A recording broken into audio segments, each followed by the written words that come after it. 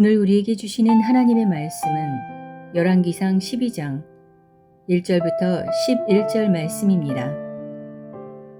르호보암이 세겜으로 갔으니 이는 온 이스라엘이 그를 왕으로 삼고자 하여 세겜에 이르렀음이더라. 느밧의 아들 여로보암이 전에 솔로몬 왕의 얼굴을 피하여 애굽으로 도망하여 있었더니 이제 그 소문을 듣고 여전히 애굽에 있는 중에 무리가 사람을 보내 그를 불렀더라. 여로보암과 이스라엘의 온 회중이 와서 르호보암에게 말하여 이르되 왕의 아버지가 우리의 멍에를 무겁게 하였으나 왕은 이제 왕의 아버지가 우리에게 시킨 고역과 매운 무거운 멍에를 가볍게 하소서. 그리하시면 우리가 왕을 섬기겠나이다. 르호보암이 대답하되 갔다가 3일 후에 다시 내게로 오라 하매 백성이 가니라. 르호보암 왕이 그의 아버지 솔로몬의 생전에 그 앞에 모셨던 노인들과 의논하여 이르되 너희는 어떻게 충고하여 이 백성에게 대답하게 하겠느냐. 대답하여 이르되 왕이 만일 오늘 이 백성을 섬기는 자가 되어 그들을 섬기고 좋은 말로 대답하여 이르시면 그들이 영원히 왕의 종이 되리이다 하나 왕이 노인들이 자문하는 것을 버리고 자기 앞에 모셔 있는 자기와 함께 자라난 어린 사람들과 의논하여 이르되 너희는 어떻게 자문하여 이 백성에게 대답하게 하겠느냐. 백성이 내게 말하기를 왕의 아버지가 우리에게 메운 멍에를 가볍게 하라 하였느니라. 함께 자라난 소년들이 왕께 아뢰어 이르되 이 백성들이 왕께 아뢰기를 왕의 부친이 우리의 멍에를 무겁게 하였으나 왕은 우리를 위하여 가볍게 하라 하였은즉 왕은 대답하기를 내 새끼 손가락이 내 아버지의 허리보다 굵으니 내 아버지께서 너희에게 무거운 멍에를 매게 하였으나 이제 나는 너희의 멍에를 더욱 무겁게 할지라. 내 아버지는 채찍으로 너희를 징계하였으나 나는 전갈 채찍으로 너희를 징계하리라 하소서.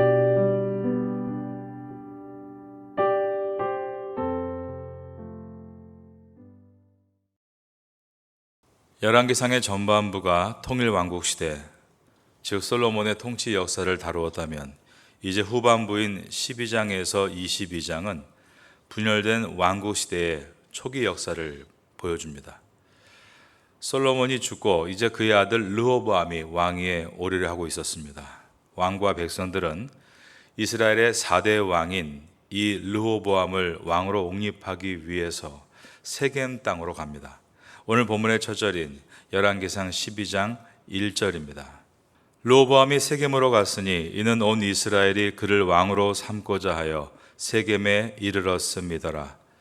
세겜 땅은 그들의 첫 조상이었던 아브라함이 하나님의 언약을 받고 이동해서 가나안 땅, 거기에 세겜에 있는 상수리 나무에 머물렀다라고 창세기 12장 6절에서 기록합니다. 아브라함의 후손들이 7년 기근을 피해서 요셉이 총리로 있는 애굽에서 생활을 할 때, 그때 요셉이 늙어 죽을 때 자신의 뼈가 지금 당장은 애굽 땅에 묻히지만 나중에 출애굽을 하게 되면 반드시 나의 뼈를 약속의 땅으로 가져가 달라고 부탁을 합니다. 그래서 모세가 이스라엘 백성들을 출애굽시킬 때 요셉의 뼈를 가지고 나오게 됩니다.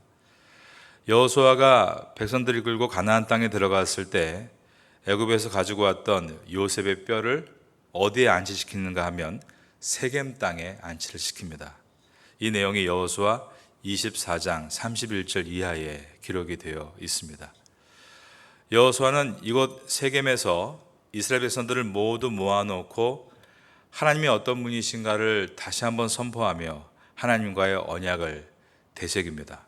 그러므로 세겜이라는 장소는 이스라엘이 가나안 땅에 처음 입성한 장소이고 또 이스라엘이 가나안 땅으로 돌아왔을 때 처음 모였던 장소입니다.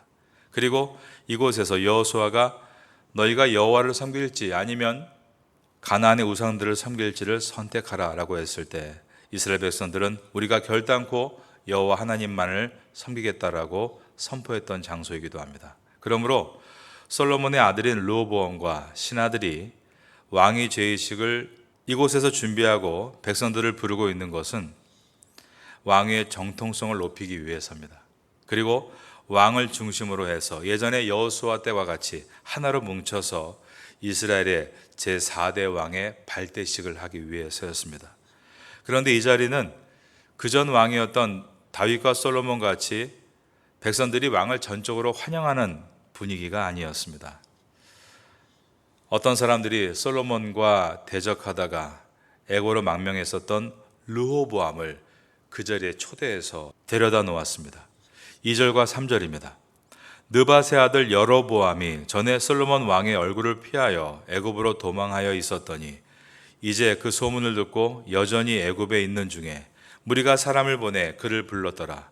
여로보암과 이스라엘의 온 회중이 와서 르호보암에게 말하여 이르되, 온 백성이 왕 앞에 모여 있고 왕과 반대 생각을 가지고 있는 제야 인사죠. 그 자리에 참석해 있다는 것은 어떤 긴장감을 우리에게 줍니다. 백성들은 르호보암의 아버지인 선왕 솔로몬이 자신들에게 너무 과중한 세금과 노역을 시켰다라고 불만을 토로합니다. 4절입니다. 왕의 아버지가 우리의 멍에를 무겁게 하였으나 왕은 이제 왕의 아버지가 우리에게 시킨 고역과 매운 무거운 멍에를 가볍게 하소서. 그리하시면 우리가 왕을 섬기겠나이다. 여로보암은 요셉의 두 지파, 즉 에브라임과 므낫세 지파의 노역을 총괄하던 사람으로서 그 멍에의 고통이 얼마나 무거웠는지를 잘 알고 있는 사람이었습니다. 그래서 그가 백성을 대표해서 제야의 지도자로서의 역할을 하고 있었을 것입니다.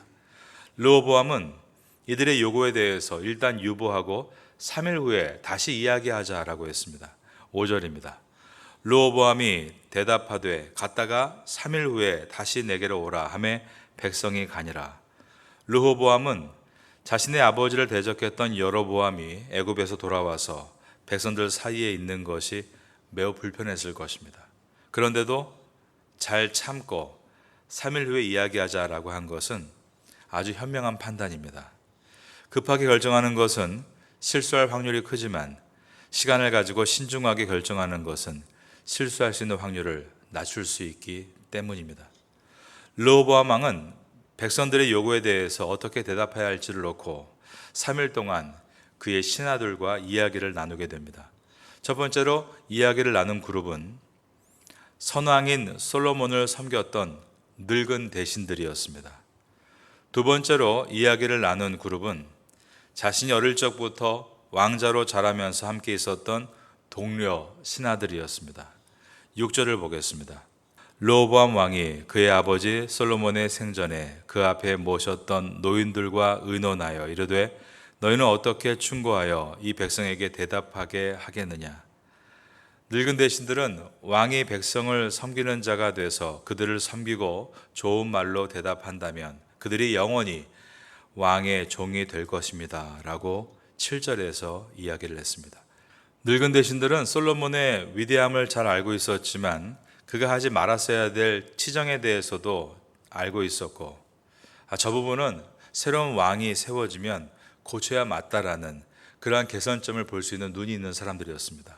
그래서 왕은 선왕과 다르게 군림하는 왕이 아닌 섬기는 왕이 되십시오라고 말을 한 것입니다.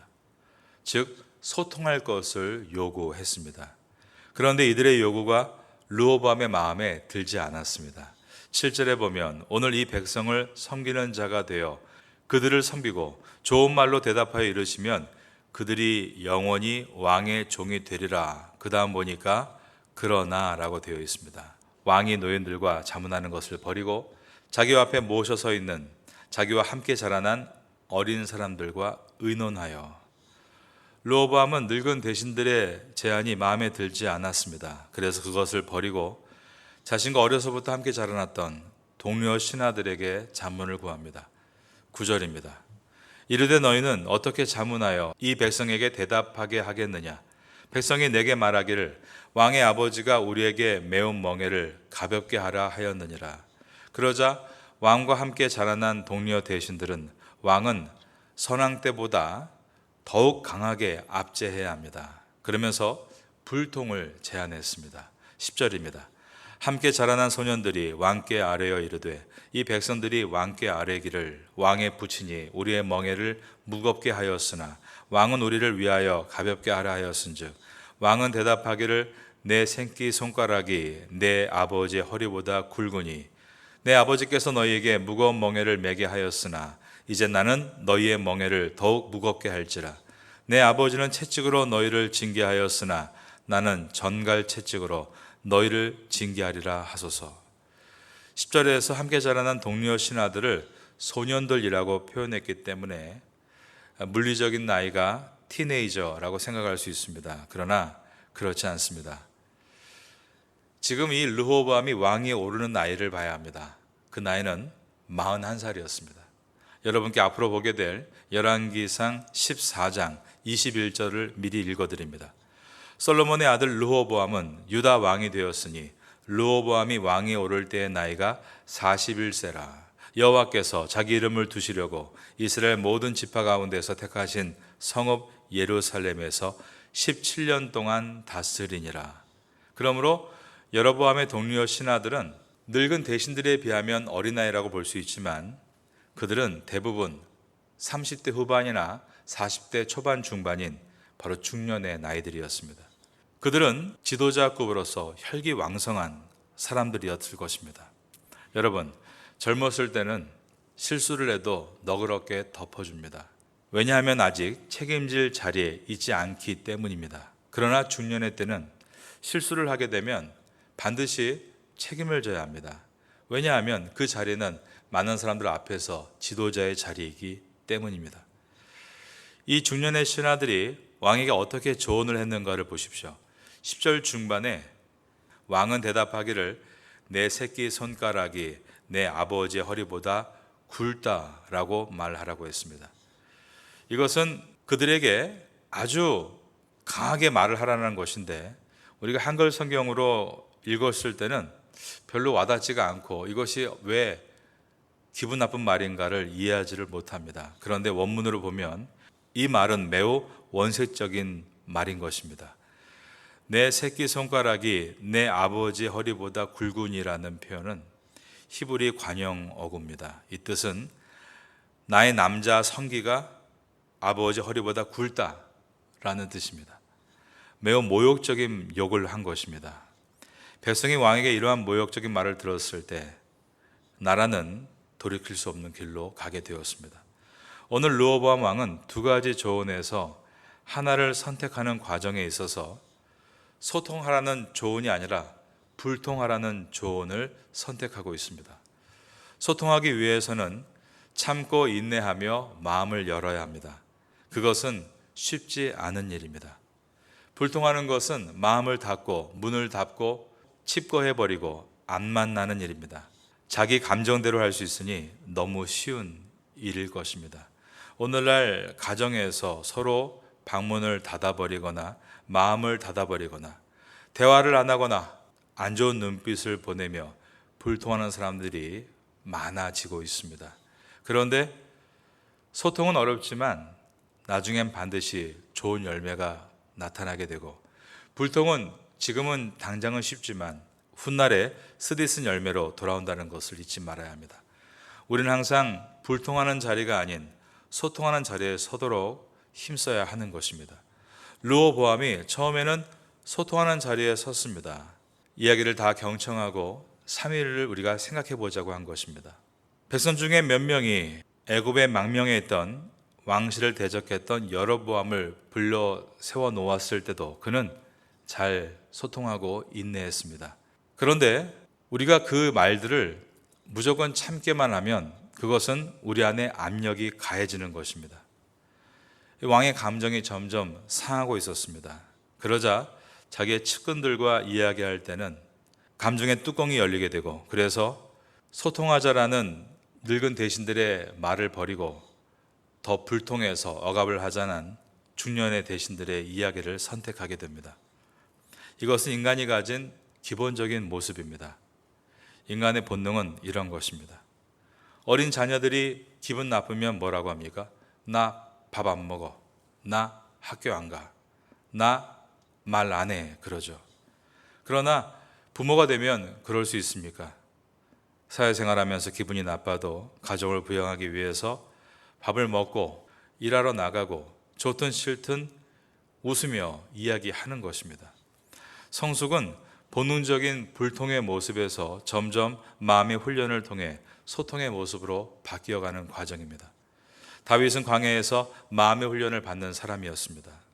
솔로몬도 마지막은 변질됐지만 그는 처음에 많은 기도와 예배 시간을 통해 마음의 훈련을 받는 사람이었습니다. 그들이 기록한 시가 서들을 보면 그들이 얼마나 엄청난 마음의 훈련을 받았는지를 볼 수 있습니다. 그리고 그 결과 소통을 잘하는 사람들이 되었던 것입니다. 우리가 잘 소통할 수 있는 방법은 우선은 하나님과 잘 소통할 때 소통의 능력을 얻을 수 있습니다. 하나님과 잘 소통하는 사람의 분명한 특징은 사람과 이웃들과 지역 주민들과도 소통을 잘 하는 것에 있습니다.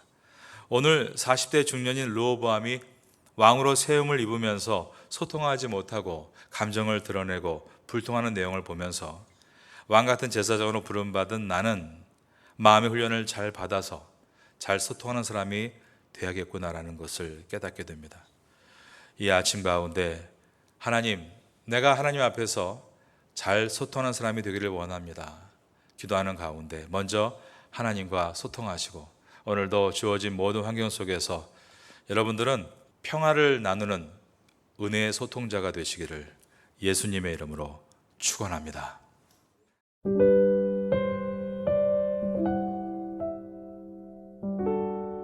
지금은 함께 기도하는 시간입니다. 4월의 공동기도 제목은 첫째, 선교를 위해 기도하는 교회가 되게 하소서. 둘째, 이 지역 교회들의 필요함을 채워주는 교회가 되게 하소서. 셋째, 지역사회를 섬기는 교회가 되게 하소서. 넷째, 태국 목회자들과 한국 선교사들을 후원하는 교회가 되게 하소서. 말씀을 붙잡고 기도하는 귀한 시간 되시기를 소망합니다.